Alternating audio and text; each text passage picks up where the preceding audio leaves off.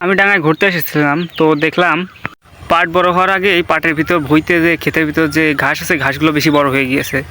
তো আমাদের লাইফও ঠিক তেমনই, জন্ম নেওয়ার আগেই আমাদের জীবনে সমস্যা হওয়া শুরু হয়ে যায় প্রায় বললে চলে। তো আমাদের জীবনে যেমন সমস্যা হয় তেমনই পাটের ভুঁইতেও বনগুলো বড় হয়ে গিয়েছে, কিন্তু কিছুদিন পর কী হবে, পাট বড় হয়ে যাবে কিন্তু বনগুলো সেই জায়গায় থেকে যাবে। তো আমাদের এতটা কনফিডেন্স থাকা উচিত যে আমাদের সমস্যাগুলো পিছনে থেকে যাবে কিন্তু আমাদের আগেই চলে যাওয়া উচিত। তো এতটা কনফিডেন্স এবং পাওয়ারফুল থাকা উচিত, আমাদের মাইন্ডকে এভাবে তৈরি করা উচিত। তো সবসময় নিজেকে উল্টোপাল্টা ভাবনা চিন্তা করবেন না, সবসময় নিজেকে বলবেন যে আই এম দ্য বেস্ট।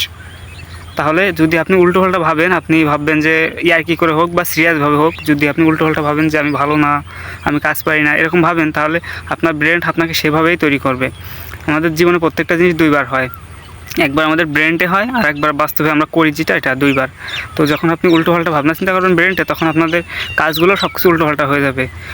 বনের রাজা সিংহ, সিংহ না বাঘের সঙ্গে লড়াই করে পারে, না হাতির মতো অনেক বড়, না জিরাফের মতো অত লম্বা, না অনেক বুদ্ধিমান, কিন্তু সিংহ যথেষ্ট বুদ্ধিমান এবং মোটামুটি শক্তিশালী, দুইটাই কম্পেয়ার করলে সমান সমানই আছে।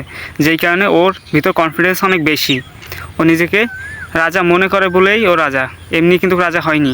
ও না অনেক শক্তিশালী, না বাঘের মতো শক্তিশালী, না হাতির মতো অনেক বড়, শুধু ও নিজেকে মনে করে আমি রাজা, এই কারণে সে রাজা। তো নিজেকে সবসময়টা বেটার মনে করবেন, বেস্ট মনে করবেন, তাহলে সবসময় ভালো কিছুই হবে, খারাপ হবে।